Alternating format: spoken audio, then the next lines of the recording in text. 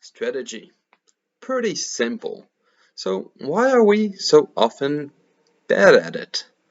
On paper, strategy is actually pretty simple. On one hand, you're trying to understand your strengths, and on the other, identify opportunities to win, then develop a plan to leverage those strengths to reap those opportunities. To some extent, we've all done strategy. We've all been kids playing games.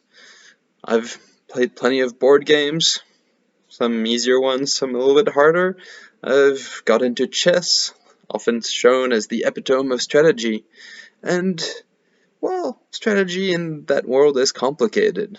There are lots of possibilities, and you're trying to make your choices on how to best win, but you're still in a bounded world with clear rules, to some degree an element of luck, but a limited number of variables to consider.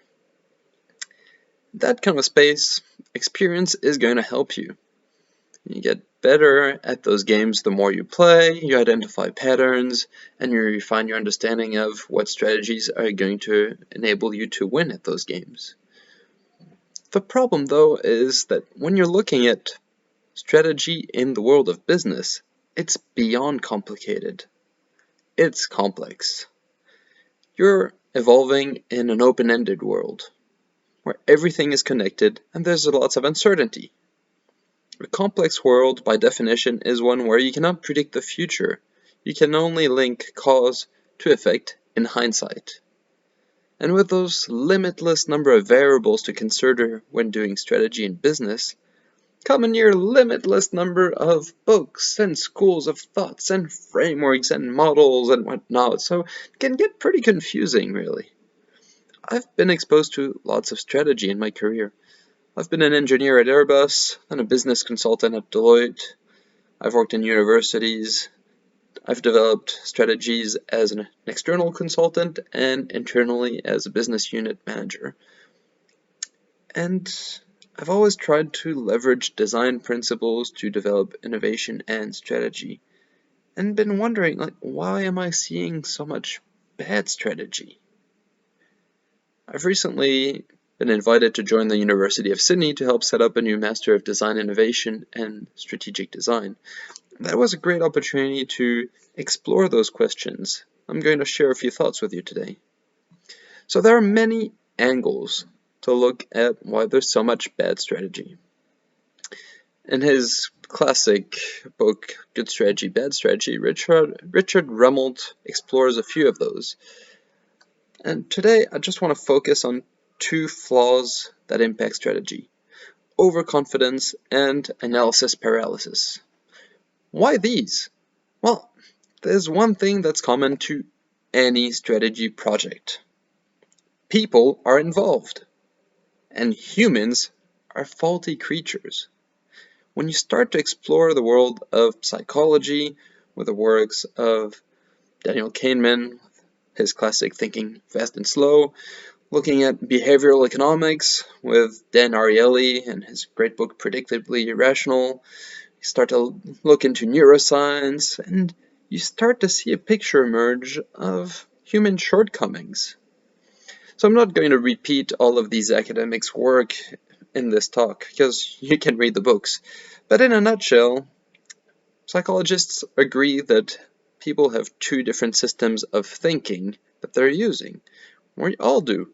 One side is the rational, analytical, and reflective side of our brain that Richard Thaler describes as Mr. Spock. On the other side, you've got the impulsive, creative, and automatic thinker, which is nicknamed Homer Simpson. So we all have our Mr. Spock and Homer Simpson in our brains, and they can lead us to some pretty nasty mistakes when we're doing strategy. I'm going to focus on just two of those. One is when we're doing on strategy development, and the other, strategy implementation.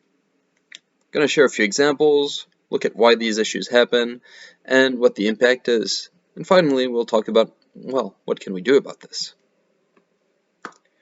So first, let's look at what happens when we let Homer run the show and do strategy. We're overconfident, just make brash decisions.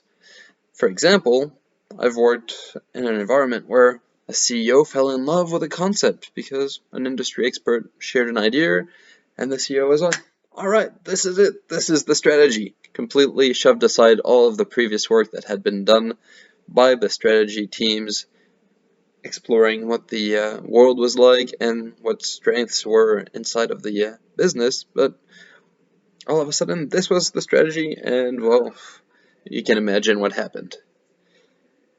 Another example in strategy implementation is when a company leader decided to push such a strategy and struggled to get buy-in.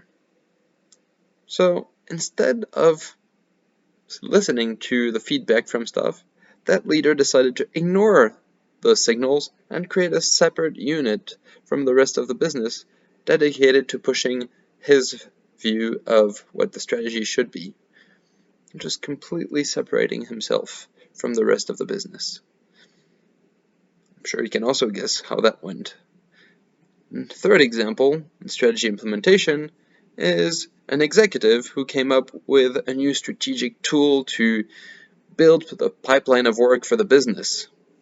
Just decided on it, implemented it, promoted it, and it was a monumental fail. Just nobody engaged with it. After a while, that whole tool and the associated strategy just disappeared. It's like it never existed.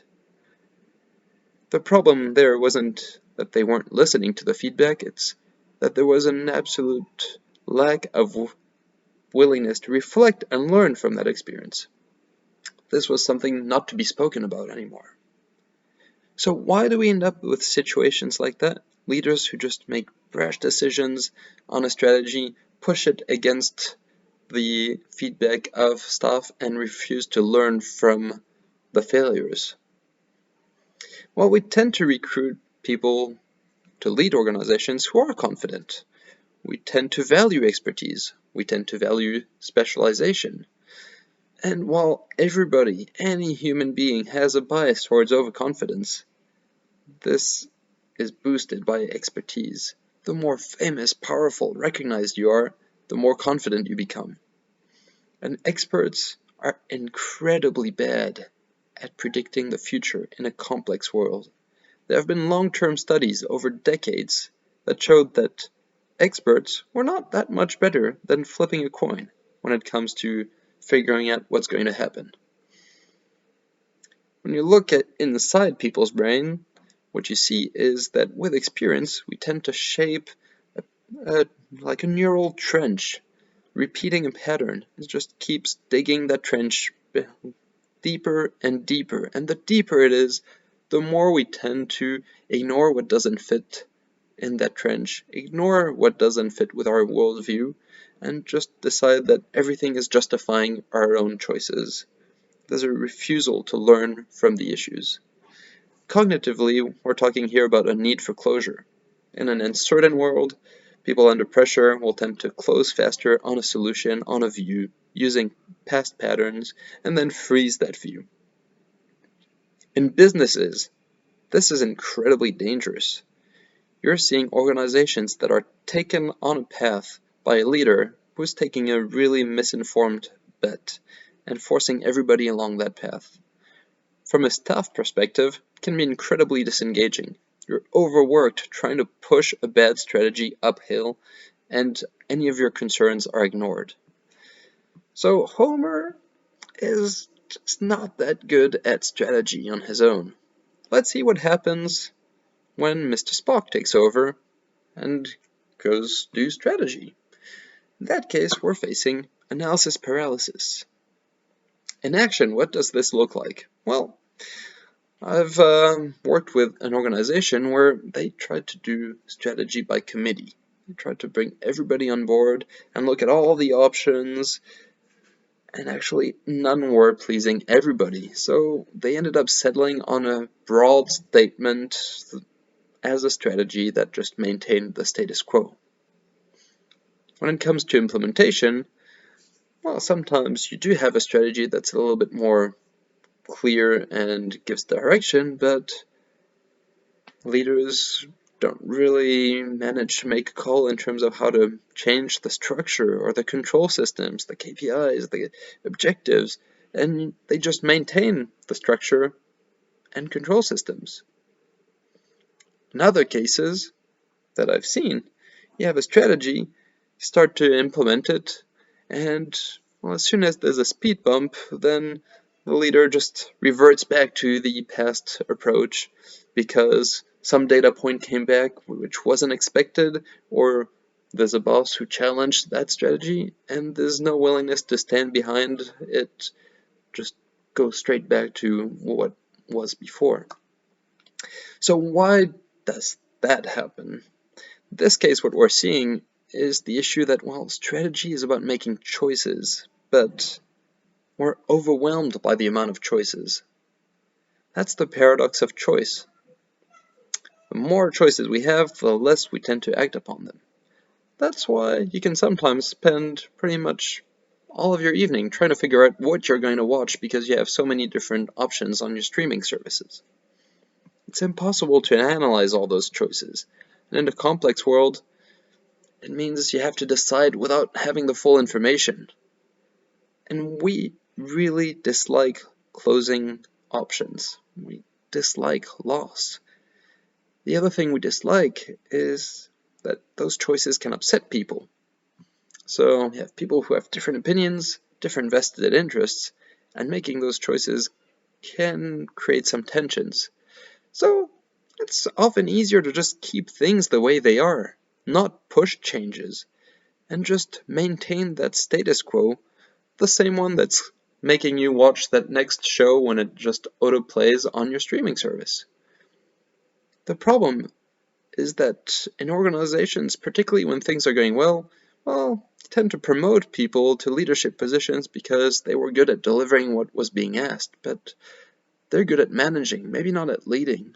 They're good at being agreeable, maybe not at making those tough decisions.